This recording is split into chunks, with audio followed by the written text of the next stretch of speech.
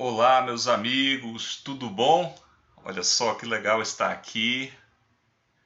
Está aqui para nós começarmos a nossa aula, uma aula geral sobre direito previdenciário. Só mais alguns segundinhos, só esperando ok. Beleza, já temos a confirmação. Já podemos começar a nossa aula de hoje, a nossa aula desta terça-feira. Terça-feira, que dia é hoje? Dia 4 de dezembro, dia 4 de dezembro de 2018. Essa nossa aula de Direito Previdenciário. Eu sou o professor Moisés. Estou aqui com vocês no ponto dos concursos com a matéria de Previdenciário e também Direito Administrativo. E hoje vamos dar uma passada no Direito Previdenciário, um apanhado geral.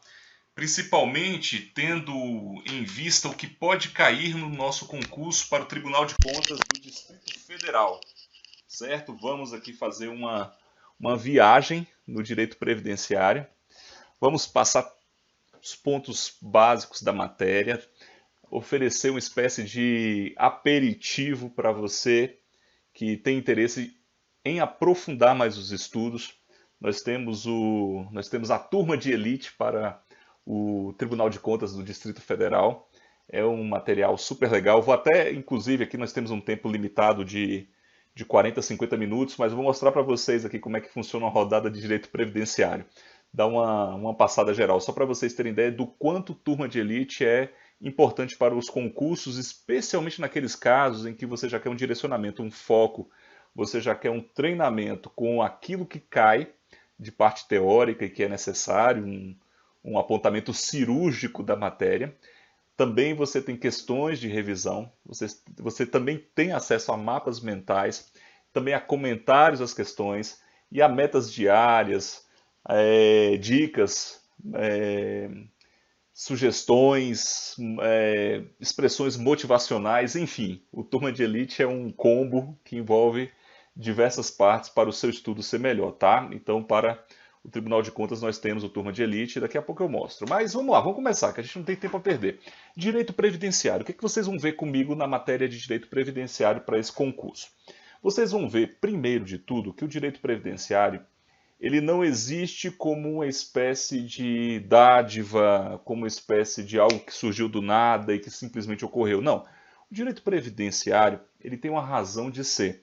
É claro que na estrutura da Constituição de 88, ele está dentro de um sistema maior que é a Seguridade Social. E nós, quando começamos a estudar o direito previdenciário, nós temos que abrir lá a Constituição e, no início, dar uma olhada no artigo 193, para entender um pouquinho sobre a ordem social que tem por base o primado do trabalho, a expressão primado do trabalho, e como objetivo o bem-estar e a justiça sociais. E vindo para o artigo 194 da Constituição, a gente já verifica o conceito de seguridade social. E lá a gente enxerga a seguridade como um conjunto integrado de ações de iniciativa dos poderes públicos e também da sociedade com vistas a garantir os direitos relativos à saúde, assistência e previdência social. Saúde e assistência formando um subsistema não contributivo. Eu não preciso de contribuições diretas para ter acesso à saúde. Saúde, direito de todos, dever do Estado, nem a assistência que é devida àqueles que necessitam, aqueles que mais precisam, que comprovem os requisitos legais. Você já deve ter ouvido falar do benefício de amparo assistencial, o benefício de prestação continuada, o BPC da LOAS, Lei Orgânica da Assistência Social, Lei 8742. Então, a assistência não exige contribuições diretas, nem a saúde. No entanto, a previdência, que junto com a assistência e com a saúde integram a seguridade, esse sistema maior, a previdência, esta sim, objeto da nossa matéria, do nosso estudo, ela exige contribuições específicas. Para ter acesso aos benefícios previdenciários, nós temos que ter uma relação contributiva, nós temos de ter a filiação, é aquela relação da qual decorrem direitos e obrigações. Obrigação de contribuir Todos que exercem atividade remunerada são segurados obrigatórios e também aqueles que, mesmo sem exercer, se desejarem ingressar, podem, são os facultativos, mas também decorrem, além das obrigações, direitos. Você tem direito aos benefícios previdenciários, mas para tanto você tem que contribuir.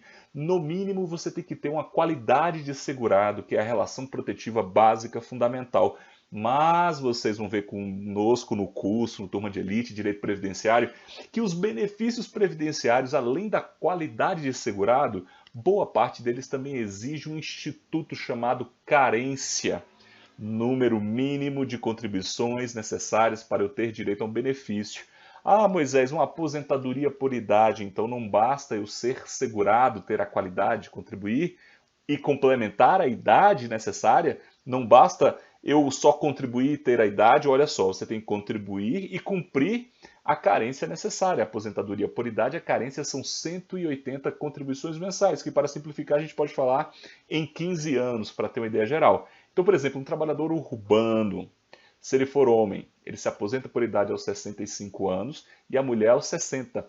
E ambos têm de ter 180 contribuições mensais a título de carência. É o Instituto do Direito Previdenciário. Olha a relação contributiva, como é que ela é forte, como é que ela se forma, como é que ela vincula e estabelece a relação previdenciária.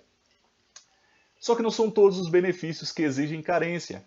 Pensão por morte, auxílio reclusão, auxílio acidente. Esses benefícios, para que você tenha, no caso da pensão e auxílio reclusão, são benefícios devidos aos dependentes dos segurados. Olha só, direito previdenciário, você tem a relação direta, o segurado, aquele que contribui e recebe a proteção. Mas você também tem os dependentes, aqueles que são protegidos em razão de terem uma relação com os segurados.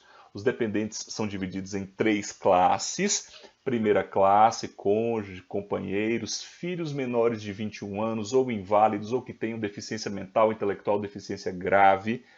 Primeira classe ela tem prevalência, primeira classe, primazia, dependência econômica é absolutamente presumida, você tem que comprovar só a relação de parentesco, primeira classe.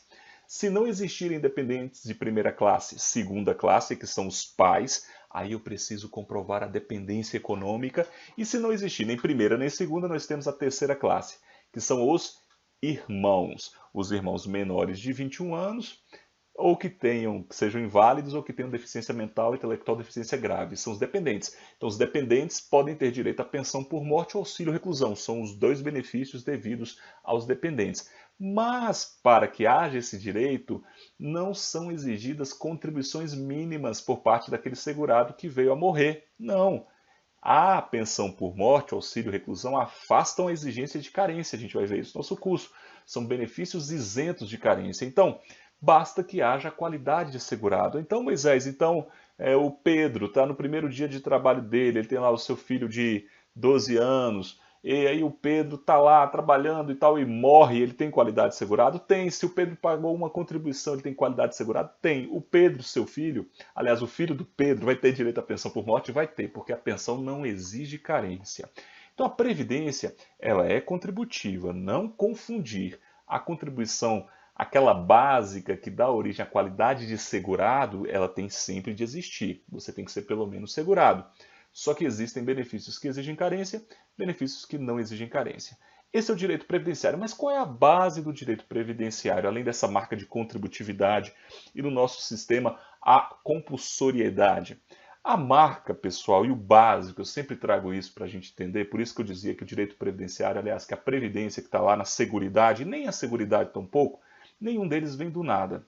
Tá? São direitos sociais, cuidado que questões de concurso tentam colocar outros direitos sociais aí na tríade da seguridade, mas não existem, a educação não está aqui dentro, é saúde, assistência e previdência, mas a ideia básica que permeia a seguridade social e também a previdência é a ideia da proteção social. Inclusive há quem conceitue seguridade social como técnica de proteção social. É a proteção social voltada para os riscos e necessidades sociais. Essa noção é básica para a Previdência, trazendo para o nosso ramo. Na vida, nós estamos sujeitos, eu, você, todos nós, nossa família, todos estamos sujeitos a eventos que podem ocorrer. A gente pode chamar esses eventos de determinados riscos, riscos de que ocorram determinadas situações que, se implementadas, geram necessidades sociais. Então nós estamos sujeitos a uma invalidez, a um acidente, nós estamos sujeitos à morte, ao desemprego involuntário, nós estamos sujeitos, no caso das mulheres, a ter uma gestação, os homens podem adotar ou ter guarda judicial para fins de adoção, são eventos que ocorrem no dia a dia da sociedade, uma prisão, tudo isso pode ocorrer. Esses eventos são chamados de situações de risco, ou necessidades sociais, ou então situações de risco que geram necessidades sociais. Então, se alguém fica incapaz para o trabalho, ele vai ter então a proteção social do Estado. Existe um seguro, seguro obrigatório, seguro social obrigatório. É o regime geral de previdência social. Então, você, trabalhador de carteira assinada, você segurado facultativo, você que está estudando, e é terrível alguém falar que quem está estudando não tá, tipo, relaciona com o trabalho e fala que não está fazendo nada. Muitas vezes estudar é mais difícil do que exercer determinadas profissões, atividades. Você está estudando, mas tem uma graninha, você recebe um dinheiro, você então decide se filiar ao regime geral de previdência social. Você está estudando forte, se preparando para o Tribunal de Contas do Distrito Federal, mas sobrou uma graninha e você decide fazer uma contribuição e se filiar como segurado facultativo. Você pode? Pode. De acordo com o decreto 3048, que é o regulamento da Previdência Social, você, a partir dos 16 anos, você já pode fazer essa contribuição. E você, qual é a regra da contribuição do facultativo? Você vai contribuir com 20% sobre o valor declarado e assim poderá ter direito a boa parte dos benefícios previdenciários. Tudo bem? 20% sobre o valor declarado. Ou você pode também, como facultativo, contribuir 11%, mas sobre o valor do salário mínimo. Ah, Moisés, mas se eu for um facultativo e contribuir com 11%, eu vou ter direito, por exemplo, à aposentadoria por tempo de contribuição, que é um benefício específico da Previdência Social? Não. Aí você teria que complementar para os 20%. Então vamos imaginar um facultativo que decide contribuir com 20% sobre R$ 2.000. É um dinheiro que ele tem e faz essa contribuição lá. Esse facultativo ele está protegido.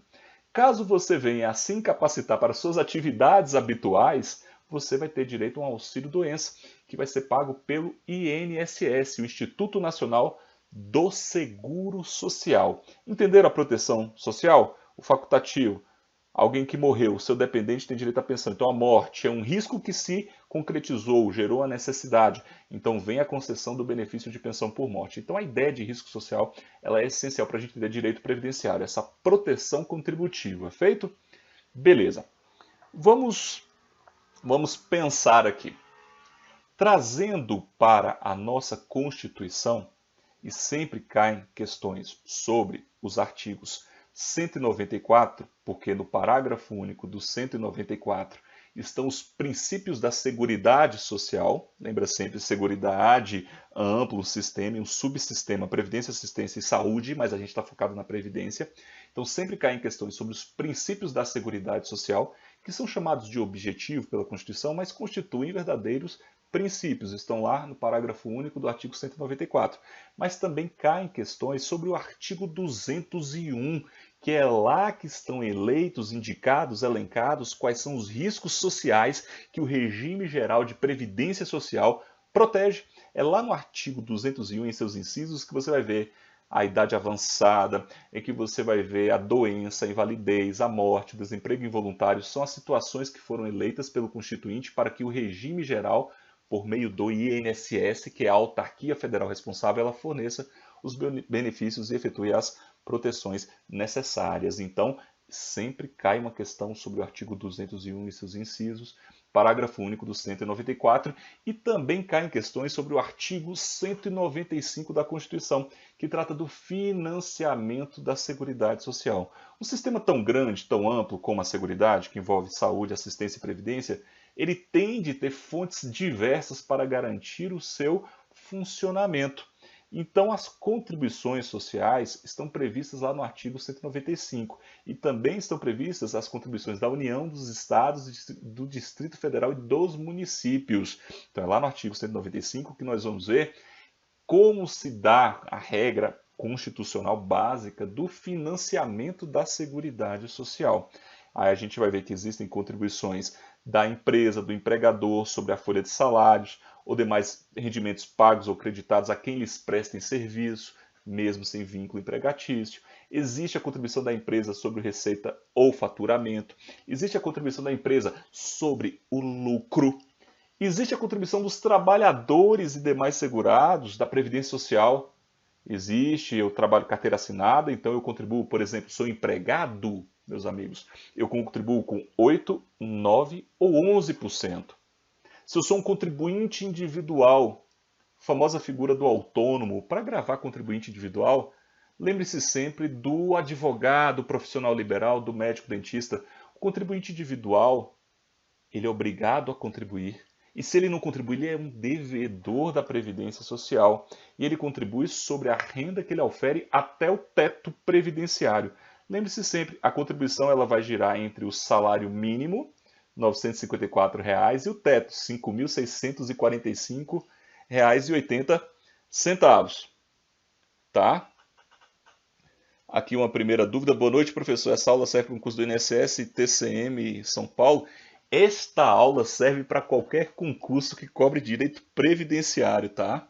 Essa aula serve para qualquer concurso que cobre direito previdenciário, porque eu estou fazendo aqui um bate-papo dinâmico, vendo a essência da proteção social, as regras constitucionais e dando exemplos de benefícios para vocês entenderem o básico. E na turma de elite a gente aprofunda, inclusive existe uma revisão em vídeo, que na última, e o nosso amigo que acompanha aqui, o Ícaro, numa turma de elite anterior, a gente gravou acho que 2 ou 3 blocos de revisão, aprofundando bastante a matéria. Então, mas a ideia aqui é ter intimidade, vale para qualquer concurso. Tudo bem? Artigo 195, financiamento. Lá também nós temos a contribuição nós temos as contribuições baseadas nas receitas de concurso de prognósticos, as mega-senas da vida, tudo isso também se direciona, se volta para o financiamento da Seguridade Social e também as contribuições sobre as importações de bens ou serviços do exterior. Certo? São essas as contribuições previstas no artigo 195. Então, esse arcabouço constitucional, artigo 194, o conceito, parágrafo único, os princípios, já já eu falo. O artigo 201, passamos um pouco, fala sobre o regime geral de previdência social, que será contributivo, obrigatório. E, voltando ao artigo 195, que fala do financiamento, a gente tem aqui a base. E a base nos leva a pensar em princípios. Princípios constitucionais da Seguridade estão lá no parágrafo único. Quais são eles? Vamos lá. Universalidade da cobertura e do atendimento. A Seguridade Social, e pensem sempre, quando eu falo Seguridade Social, pensem nos 3 ramos. Mas o direito previdenciário se peculiariza por exigir contribuições. Então, a Seguridade Social ela tem de ser universal, ou pelo menos tem de visar a universalidade de cobertura dos eventos de risco que eu falei, de atendimento, o maior número de pessoas possível. Nós temos também a seletividade e distributividade dos benefícios e serviços. A seletividade e distributividade mitiga a universalidade. Por que seletividade? Olha só, gente, quem está acompanhando aí a nossa revisão, pensa comigo. Eu Seguridade Social, eu Previdência Social, eu vou cobrir todas as situações de riscos possíveis que possa acontecer na sociedade a qualquer momento. Eu vou cobrir tudo, ou eu vou direcionar a minha cobertura, o meu esforço, o meu gasto, aquilo que é essencial, aquilo que é mais importante, aquilo que é essencial do ponto de vista da eletividade. Eu vou direcionar para aquilo que é mais relevante, porque os recursos não são ilimitados, eles são limitados. Essa é a seletividade. Então eu seleciono para distribuir. E distributividade, bastante marcante na assistência social, por exemplo, os programas de distribuição de renda, são princípios constitucionais. E até a seletividade mitiga a universalidade, porque ao mesmo tempo que eu tenho que visar o todo, eu faço uma seleção. Então eu gosto de explicar sempre seletividade mostrando a tesoura. Eu corto para poder escolher aqueles eventos que são mais relevantes. Além da seletividade, da distributividade, nós temos também a irredutibilidade do valor dos benefícios. A Seguridade Social deve respeitar a irredutibilidade. E essa irredutibilidade significa, meus amigos, para a Seguridade Social, os benefícios da Seguridade Social, de acordo com o STF, numa irredutibilidade nominal. Ganho 2.000, tenho de pelo menos continuar a ganhar 2.000. O programa lá do Bolsa Família me paga tanto, tenho que pelo menos continuar tanto, é nominal. Para a Seguridade Social é garantida nominal. Para a Previdência, cuidado, porque isso é questão de concurso, para a Previdência, além da nominal, já que a Previdência faz parte da Seguridade, Seguridade tem prevista a redutibilidade nominal, então a Previdência também tem a nominal. Então, para a Previdência, além da nominal, eu tenho lá, de acordo com o artigo 201, a irredutibilidade material ou real. Os benefícios do INSS, reparem, eles sempre são reajustados de forma que se lhes garanta o valor, pelo menos, da inflação no período. Hoje, o índice utilizado para o reajustamento dos benefícios previdenciários é o INPC, Índice Nacional de Preço do Consumidor, que é lá apurado pelo IBGE. Então, em relação à Previdência, eu tenho, além da nominal, eu tenho a real. Além desses princípios, eu também tenho a uniformidade e a equivalência dos benefícios e serviços às populações urbanas e rurais. Olha só, antes da Constituição de 88, eu tinha severos preconceitos em relação aos rurais. Os rurais tinham aposentadoria de meio salário mínimo, pensão por morte de 30% do salário mínimo. Então, era um tratamento diferenciado entre urbanos e rurais. Com a Constituição de 88, fica sedimentado e consagrado que eu não vou ter mais um tratamento preconceituoso. Eu tenho de ter uma uniformidade, os mesmos benefícios e uma equivalência em relação ao seu valor. Mas atenção, a uniformidade e equivalência não significa que eu não possa ter diferenciações. Diz aí, respondam para mim. Eu tenho diferenças na idade entre urbano e rural? Quem já tem uma noção de previdenciário sabe que o trabalhador rural aposenta-se com 5 anos a menos. Uai, então eu tenho um tratamento diferenciado, Moisés. Então eu estou desrespeitando aí a uniformidade e equivalência. Cuidado!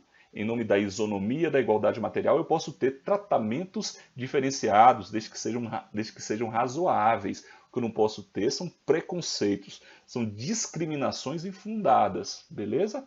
Quanto à contribuição, por exemplo, eu não falei para você, contribuinte individual, você contribui sobre o valor que você ganha, o salário de contribuição, o facultativo, valor declarado, que vai ser o salário de contribuição dele, vai ser o valor declarado, o segurado especial, que é uma espécie de trabalhador rural. Cuidado, o trabalhador rural tem vários tipos, mas o segurado especial é o mais comum deles. O segurado especial ele tem uma contribuição diferenciada, ele não contribui igual ao empregado, igual ao avulso, igual ao doméstico, igual ao contribuinte individual. O segurado especial, conforme previsão constitucional, ao nome segurado especial, ele contribui sobre a receita da comercialização de sua produção rural. E esse índice hoje está em 1,3%, 1,2% a título de contribuição e 0,1% a título de seguro de acidente de trabalho. Apesar de ter uma polêmicazinha aí em relação a uma decisão do Senado Federal, a uma resolução aí que interferiu na nossa lei de custeio, 812, mas vamos considerar em regra isso para a prova, 1,3%. E no ano passado, até o ano passado, era de 2,1%. Então nota que o segurado especial é um contribuinte diferenciado, é um tratamento diferenciado que é permitido pela Constituição. Além desse princípio, eu também tenho, gente, a diversidade da forma de custeio. A minha fonte de custeio, e eu falei isso para vocês quando eu falei lá do artigo 195, ela vem de ela tem várias origens, ela tem vários vieses, ela não é só de um rio. Tem vários rios de custeio indo para o mar da Seguridade Social. Então eu tenho contribuição da União, dos estados, do Distrito Federal, dos municípios, eu tenho as contribuições sociais. Então existe uma diversidade da base de custeio. E qual o objetivo dessa diversidade? É evitar que a crise em um setor leve à insolvência da Seguridade como um todo, tá bom? Nós temos também a equidade na forma de participação do custeio. Ó, essa palavra, equidade na forma de participação do custeio, é um princípio constitucional da Seguridade Social. Significa que quem pode mais vai contribuir mais, quem pode menos contribui menos. Leva-se em conta a capacidade contributiva, tá? Valor de equidade. E por fim, nós temos uma gestão marcantemente descentralizada e quadripartite, com participação dos aposentados, dos empregados, empregadores e também das empresas, né, empregados, empregadores das empresas, nos órgãos colegiados da Previdência Social. O grande exemplo é o Conselho Nacional de Previdência Social, que hoje é chamado de Conselho Nacional de Previdência, o CNP. Tá? Então, a gestão quadripartite da Seguridade Social, com a participação dos trabalhadores, empregadores, aposentados e também do governo, né, pessoal? Então, trabalhadores, empregadores, empresas, aposentados e também do governo. Então, a gestão quadripartite também é um princípio da Seguridade Social. Fechada essa questão de princípio, visto o financiamento, artigo 195, artigo 201, regime geral, a gente tem aqui a noção geral, o desenho amplo do nosso direito previdenciário. Mas basta isso para a minha prova? Não. Eu tenho que aprofundar um pouquinho mais. Eu tenho que ir além. E aí, no nosso curso de direito previdenciário, a gente se aprofunda. E aí, a gente chega a um ponto que é muito interessante, os alunos adoram, que são as situações que envolvem os benefícios previdenciários em espécie. Antes de falarmos dos benefícios previdenciários em espécie, e eu tenho uma regrinha aqui para a gente aprender, eu tenho de ter em mente aquilo que eu já falei, mas agora eu vou sintetizar e sistematizar. Nós temos os segurados e os dependentes. Dependentes eu falei que são 3 classes, primeira, segunda e terceira. Mas eu falei que existem os segurados, já citei alguns aqui.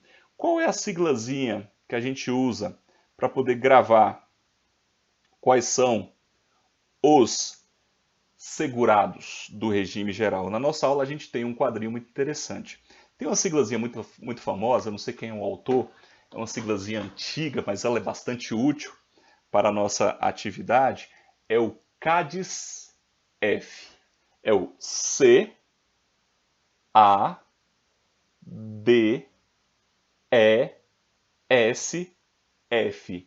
CADES-F.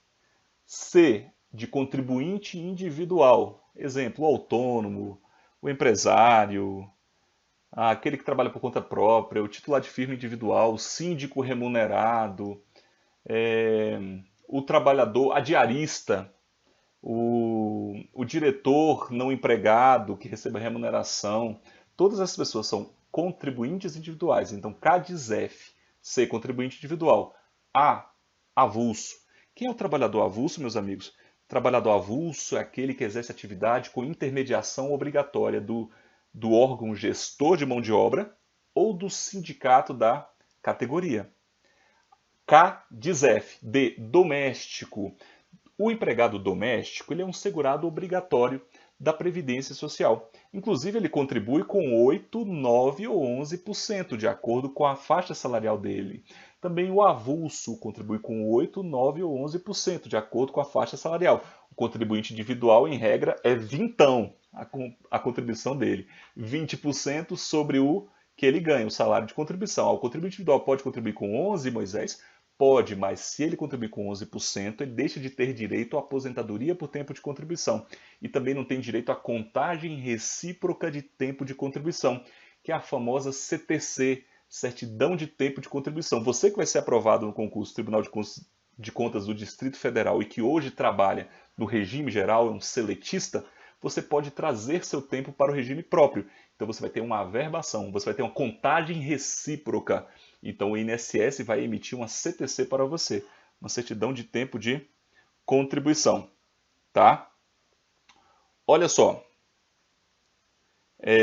seguindo, CADES-F, então a gente tem o E de empregado. O empregado é aquela figura clássica do direito do trabalho, em que você tem a continuidade, a subordinação, onde você tem a onerosidade.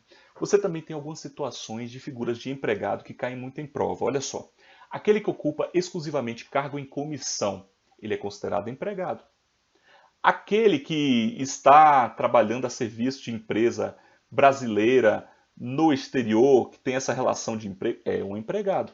O empregado ele vai estar sempre ligado a essa ideia, tá? De relação de emprego, presentes os requisitos e cuidado para esse que exerce o cargo em comissão. Por exemplo, um secretário que não é servidor público efetivo, porque se ele for servidor público efetivo e aquele ente tiver criado um regime próprio de previdência social, como é o caso do DF, você é servidor do DF.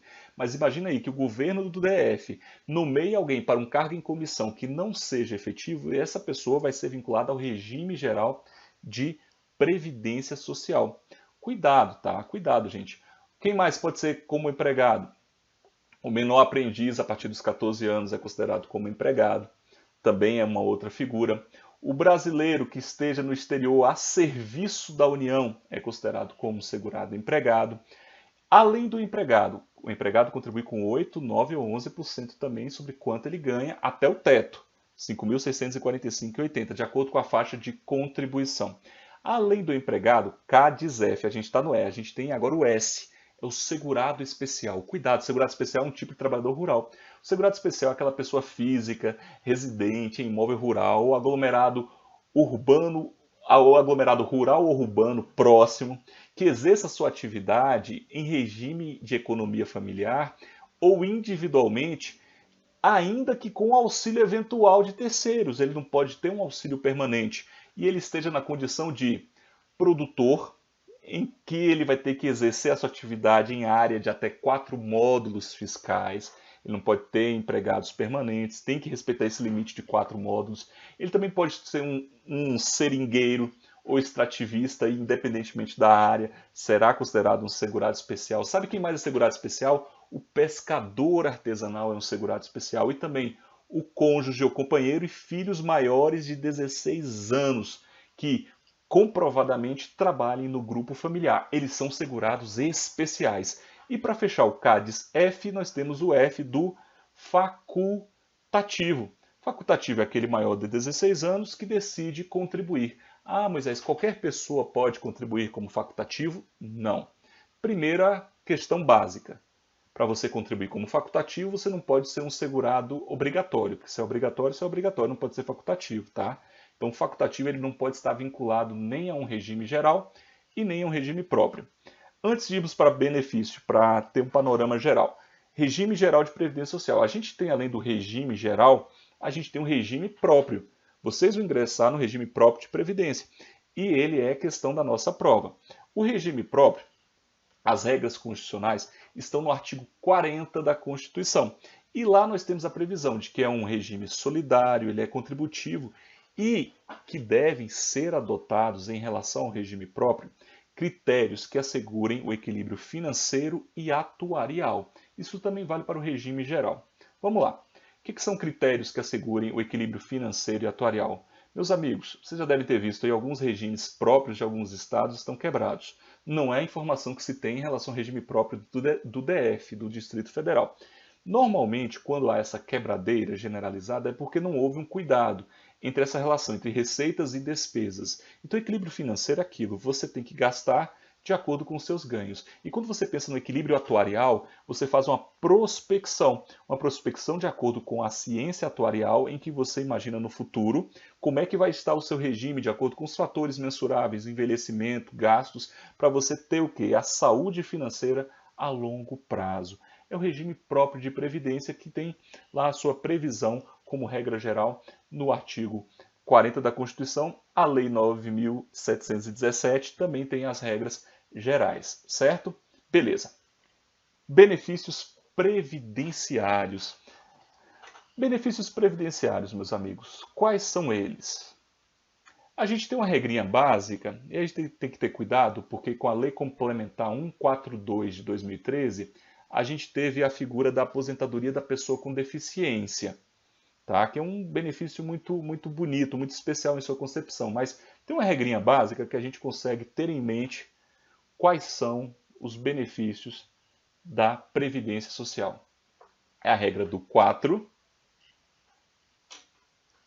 3, 2, 1. 1. Pensão por morte. Só tem este com este nome ou nome parecido, pensão por morte. 3. Nós temos 3 auxílios. Nós temos o auxílio doença, nós temos o auxílio acidente e nós temos o auxílio reclusão.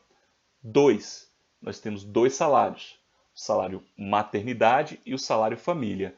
E 4. Nós temos 4 aposentadorias. Aposentadoria por idade, por tempo de contribuição, aposentadoria por invalidez e aposentadoria especial. Então a regra do 4 aposentadorias, 3 auxílios, 2 salários e 1 pensão. É uma forma da gente aprender quais são os benefícios. Existem outras formas. Por exemplo, A gente pode dividir os benefícios previdenciários em programados, programáveis ou não programáveis.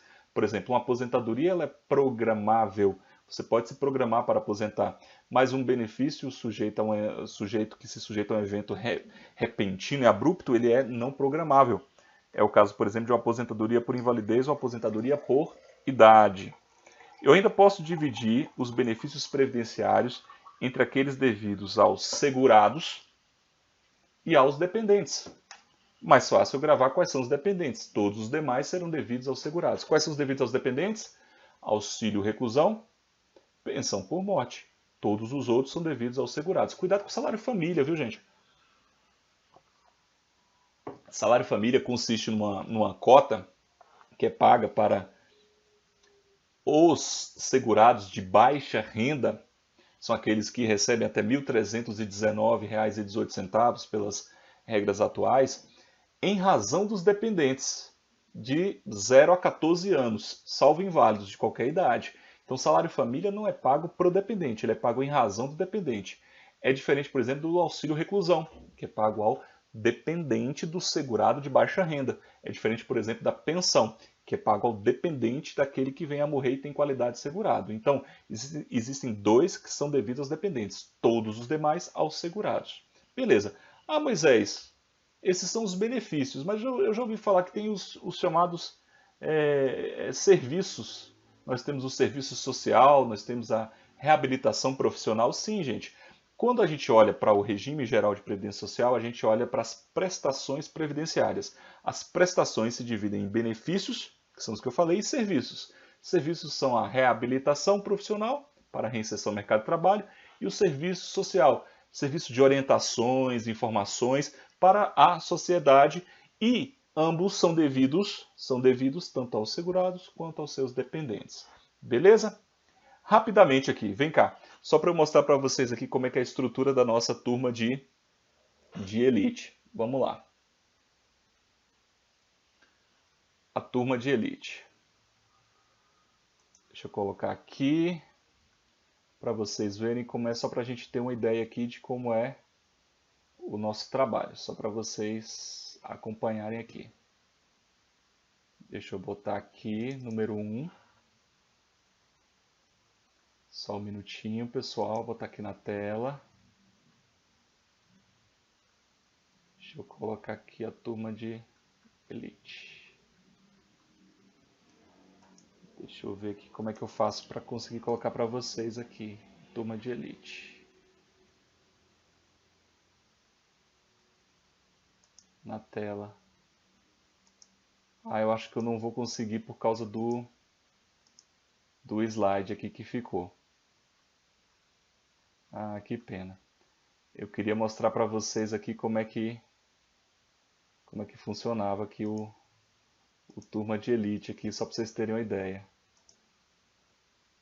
Mas ele não aparece aqui na minha tela. Mas só para dizer para vocês como é que funciona lá as rodadas. As matérias elas são vistas não em aulas tradicionais de PDF.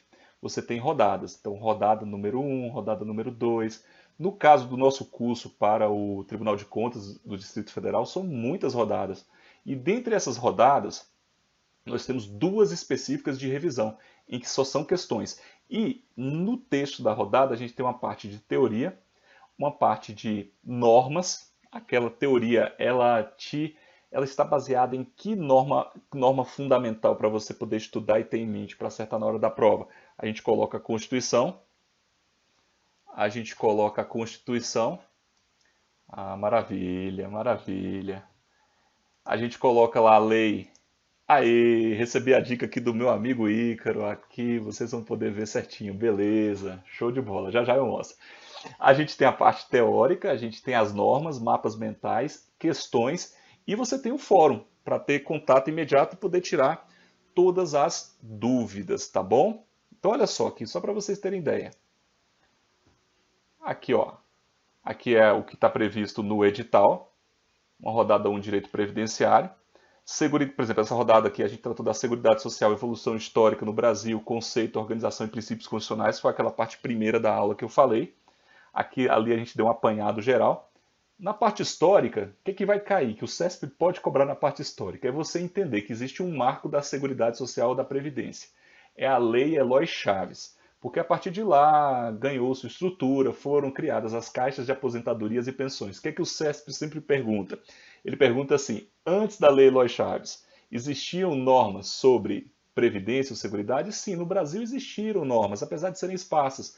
A própria Constituição de 1891 tratou da aposentadoria do servidor público. A de 1824 falava sobre os socorros públicos. E em 1919 nós tivemos uma norma sobre acidente de trabalho.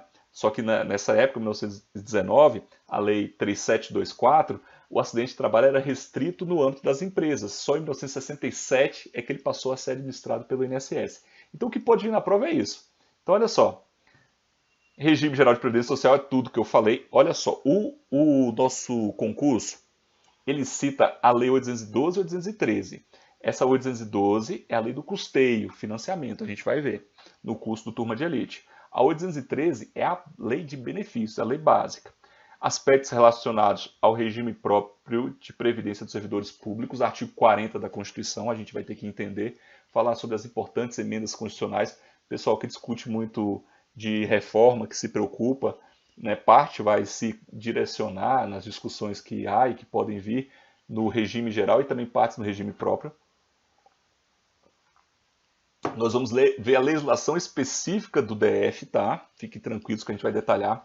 A lei que eu falei, 9.717, a lei federal, ela trata de normas gerais dos regimes próprios. Nós vamos ver um pouquinho sobre previdência complementar, as leis complementares 101 e 109. Olha só, no Brasil, o CESP já cobrou, atenção, nós temos 3 regimes de previdência. 3, nós temos 2 públicos e o complementar. O público é o RGPS, Regime Geral de Previdência Social, que a gente está falando aqui o tempo todo. O RPPS também é público, só que o RPPS, Regime Próprio de Previdência Social, é restrito aos servidores ocupantes de cargos efetivos. Eu até falei lá quando expliquei o empregado, que aquele que ocupa exclusivamente cargo em comissão, ele é empregado do RGPS. Para ser RPPS tem que ser servidor público efetivo, aprovado em concurso. Mas nós temos também a previdência complementar. E o que cai na prova sobre previdência complementar? Primeiro, que está lá no artigo 202 da Constituição, que ela é opcional e ela é autônoma em relação ao regime geral de previdência social. Não se confunde. Então, a previdência complementar, como o próprio nome já te indica, em geral, ela vai complementar a sua remuneração. Ah, você só pode receber uma aposentadoria até o teto. Por exemplo, você que é um funcionário, um servidor do funcionário não, pode ser um funcionário, um empregado público. Empregado público é ligado, um empregado da Caixa Econômica, um empregado do Banco do Brasil. Pronto, você é ligado ao regime geral de previdência social. Você vai contribuir até o teto, você pode ter acesso a uma previdência. No caso até do Banco do Brasil, existe uma previdência complementar do tipo fechada, restrita aos seus servidores, que é a Previ. Então são os fundos de pensão. Mas você tem também a previdência complementar aberta. Com certeza já aconteceu em algum momento da vida de vocês ou de algum conhecido de ir ao banco e o banco te oferecer uma previdência complementar. É um tipo autônomo, é opcional e você escolhe por poder fazer aquela contribuição para complementar, para poder receber mais além do teto. E no serviço público, para todos aqueles que ingressaram a partir do serviço público, no âmbito federal nós temos a instituição do FUNPRESP, né, o FUNPRESP no Executivo, Legislativo e Judiciário, FUNPRESP-ESE. Então nós temos a previsão de que todos que ingressaram, por exemplo, no Serviço Público Federal a partir de 2013, que passaram no concurso, vão estar vinculados ao teto do regime geral de previdência social. O pessoal que estava antes poderia optar, tem um prazo que pode ser reaberto. Mas quem ingressou a partir de 2013 está vinculado ao teto. Se ele quiser, ele poderá complementar, ele poderá ir para o FUNPRESP, tá bom? Ele poderá ir para a Previdência Complementar do Servidor Público. Nós também vamos ver isso detalhadamente em nossa aula. Então, voltando aqui para o Turma de Elite. Então, é o que eu falei para vocês. Aqui tem os recados. Aqui a teoria em tópicos. Aí vem a parte teórica, bem focada, não tem perda de tempo, vai ser voltada ao que pode cobrar. Então, aquilo que eu falei aqui, ó, Lei Eloy Chaves. Foi um político brasileiro, mas conforme entendimento é o marco. Aqui a dica para a prova é: se a questão afirmar que a Lei Eloy Chaves é o marco da Previdência, está correto, porém se afirmar que anteriormente a essa lei não houve qualquer outra, aí está errado. Aí nós temos toda a parte teórica, temos os princípios. Aqui a dica, memorização, Seguridade Social, você tem Previdência, Assistência e Saúde. Princípios da Seguridade Social, foi o que eu falei, todos eles aqui. A Constituição fala em objetivos, mas são verdadeiros princípios. E aqui? Aí nós temos um item de mapas mentais, em que a gente vê um resumo do principal. Nós temos revisão. A revisão ela é dividida em partes, então aqui nós temos 10 questões, aqui nós temos a revisão 2, mais 10 questões, revisão 3. Então você responde aqui 30 questões. Você tem as normas, que são as normas importantes citadas em sala de aula. E aqui a gente tem a Constituição Federal, que eu trouxe aqui, que é nesse início é a base. E aí nós vamos ter também o gabarito e as questões comentadas. Essa é a forma da nossa turma de elite, beleza? Basicamente, pessoal, esse é o geral. Eu procurei trazer o esqueleto constitucional, falei sobre os benefícios, não trouxe aqui a delimitação dos benefícios, mas na revisão do turma de elite a gente fala os requisitos da aposentadoria por idade, tempo de contribuição, invalidez da especial, os requisitos do salário maternidade, salário família, do auxílio reclusão, auxílio acidente, do auxílio doença e da pensão por morte, tá? O objetivo aqui é ter uma visão geral. Emancipação do filho equiparado seria a forma de cessar o benefício de pensão por morte. A questão da emancipação do filho, isso aqui a gente tem uma polêmicazinha, uma alteração que aconteceu em 2015, que também se perpetuou em 2016, e você tem a seguinte situação hoje. Se você é um dependente, ainda não teve acesso ao benefício previdenciário, você está lá como um filho, mas não ocorreu ainda um evento de morte. Um evento de morte do seu pai ou da sua mãe. Se você se emancipa, você pode perder o direito à sua pensão. Mas em relação à cota da pensão por morte que vinha sendo paga, como previsto no artigo 77, aí não teria a cessação da cota. Tem essa diferenciação sobre a pensão por morte, tá? A emancipação não seria uma causa de cessação da cota parte do benefício, de acordo com as regras do artigo 77. No entanto, a relação de dependência ela seria extinta. Meus amigos, acho que foi isso aqui. Nós temos uma aula na sequência. Eu só tenho a agradecer, tá, por estar aqui esse momento e fazer essa viagem no direito previdenciário. Espero que tenham gostado. Vale para outros concursos, tá? Se tiver mais algum apontamento aqui para fazer, deixa eu dar uma passada aqui com o amigo Ícaro aqui. Se tiver mais algum apontamento aqui, vocês podem trazer. A gente ainda tem uns 3 minutos aqui de aula. Certinho. Tudo certinho, a gente tem um feedback. E é dizer para vocês, direito previdenciário para o concurso do TCDF, ele vai vir com algumas questões, não é a parte que mais vai ser cobrada no concurso, mas as questões que vierem a gente não pode errar. E com certeza elas vão perpassar um dos pontos que a gente rapidamente falou aqui, seja um ponto da Constituição, que traz as regras de custeio, financiamento, lá o artigo 195, ou o artigo 201, que trata do regime geral, ou então lá no parágrafo único do nosso artigo 194. Só que uma atenção, isso na nossa aula a gente vai detalhar bastante lá no curso do Turma de Elite. Olha só, como o edital cita expressamente a Lei 8.212 e a Lei 8.213, como o edital cita essas duas normas, eu vou dar aula detalhada sobre elas. Então, assim, nós vamos entrar em salário de benefício, em contribuições, regras de contribuições específicas, regras de arrecadação e recolhimento, prazo de recolhimento das contribuições previdenciárias, o que cada um deve contribuir, porque eu não sei o que vai cair, porque o edital foi muito genérico. Eu já vi concurso com edital muito genérico assim, e aí acabar pegando a pessoa, não estudei isso, Moisés, a aula não foi tão detalhada. Então, nosso Turma de Elite, nós temos várias rodadas e nós vamos conseguir cobrir todo o edital, tá? Beleza, meus amigos? É isso então. Eu só tenho a agradecer pela nossa aula de revisão, a presença vai ficar aí disponível.